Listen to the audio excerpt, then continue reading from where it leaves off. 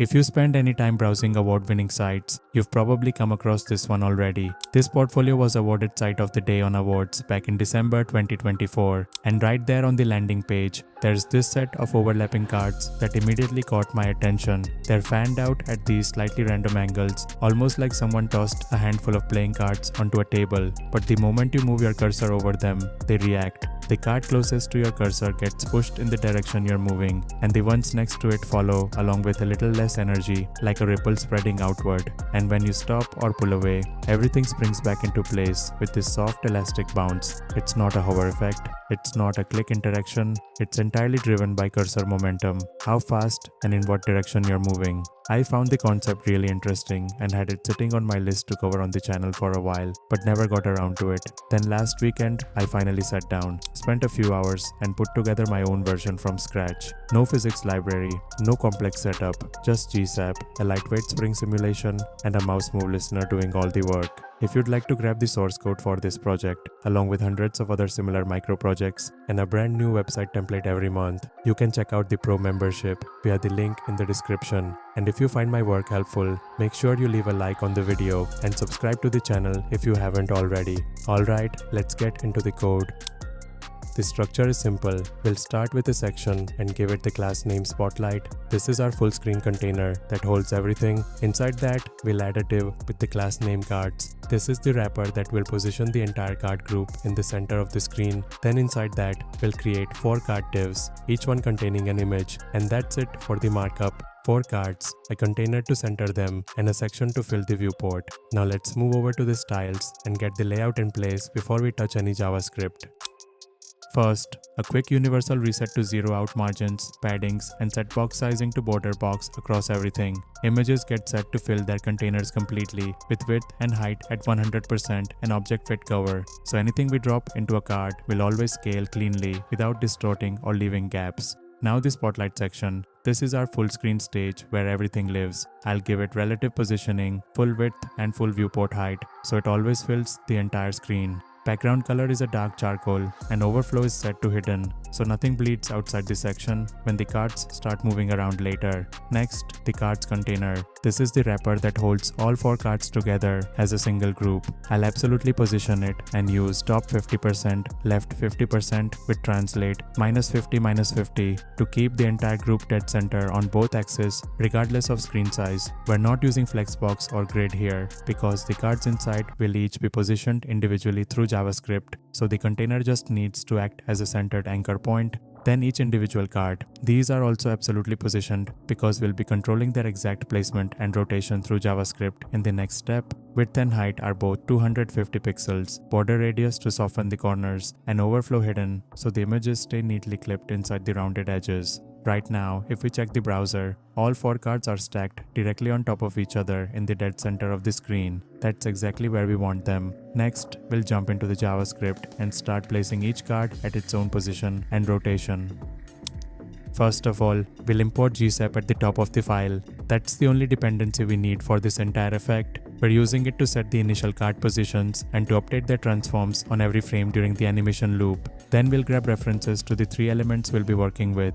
All 4 cards using query selector all, the Spotlight section since that's where we'll be listening for mouse movement, and the cards container because we'll need its position later to calculate where each card sits on screen. Next, we'll define all the configuration constants up front. Proximity radius controls how close the cursor needs to be to a card before it starts reacting, set at 500 pixels. Push force is the multiplier that determines how much of the cursor's velocity gets transferred to the card. Tilt amount controls how much the card rotates when it gets pushed. Neighbor influence determines how much the cards next to the one being pushed react, set at 0.2, so they get about 20% of the force. Spring stiffness is how aggressively each card tries to snap back to its resting position. Bounce friction controls the bounciness of that settle. Higher values mean more oscillation before it comes to rest, and cursor smoothing blends the current cursor velocity with the previous frame to prevent jittery movement. Pulling all of these out as named constants at the top means if we ever want to tweak the feel of the effect, we change one number here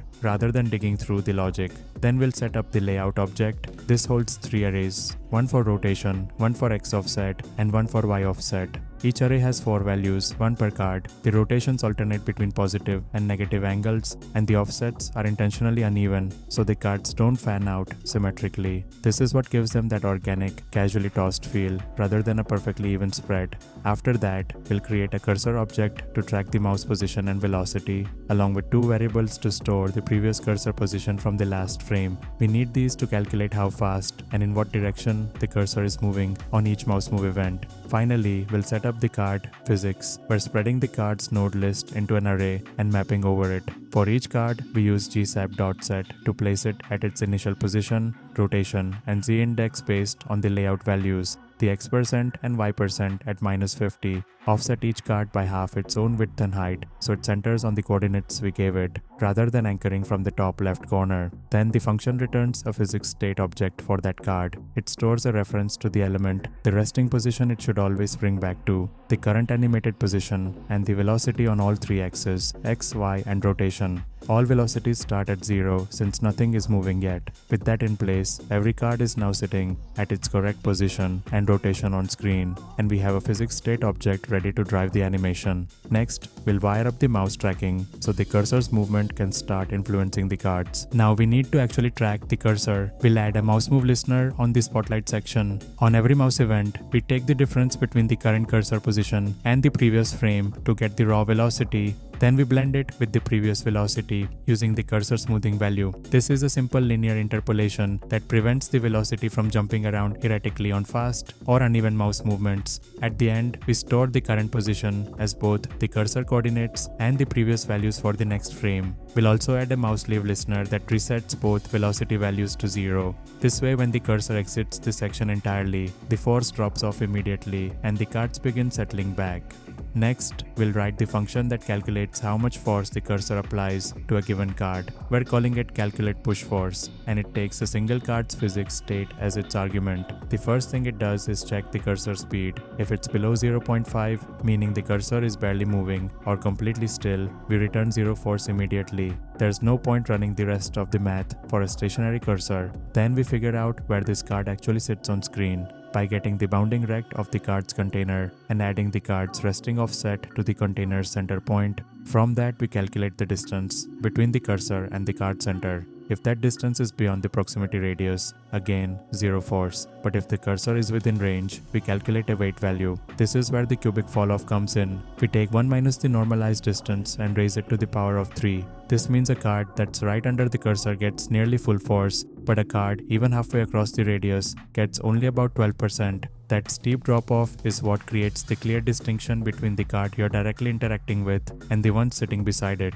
The final force is simply the cursor velocity multiplied by the push force constant and scaled by that weight. Then we'll write a second function called apply neighbor influence. This is what creates the ripple effect across the group. It takes the array of forces that were just calculated for all 4 cards and the index of the card we're resolving. We start with that card's own direct force, then loop through every other card and add a portion of their force based on how far apart they are in the layout. The falloff is exponential. An immediate neighbor gets 20%, the one after that gets 4%, and so on. We also scale the vertical component to 60% of the horizontal, so the ripple spreads more side to side than up and down, which feels more natural for a horizontal card layout. Finally, we'll tie everything together with the animation loop. We're using GSAP sticker, which fires on every animation frame. On each tick, we first calculate the push force for every card by mapping over the physics array. Then for each card, we resolve the neighbor influence to get the total combined force. From that, we figure out where the card should be right now by adding the force to its resting position. This is the target. Then the spring physics kick in. We take the difference between the target and the card's current position, scale it by the spring stiffness, add it to the existing velocity, and then multiply the whole thing by the bounce friction to bleed off energy over time. We do this for all 3 axes, x, y, and rotation. The rotation target is driven by the horizontal force multiplied by the tilt amount, so cards naturally lean in the direction they're being pushed. After updating the velocities, we add them to the current position and then apply the result using g-sap.set. This is what makes the settle feel elastic. The spring constantly overshoots the target, and the friction gradually pulls it back, creating that bouncy oscillation that slows down and eventually comes to rest. And that's it. The entire effect is driven by cursor velocity, a proximity check, a neighbor ripple, and a spring simulation. No physics library, no complex math, just a few simple ideas stacked together. Hope you found this one useful. If you did, leave a like and subscribe if you haven't already. See you in the next one.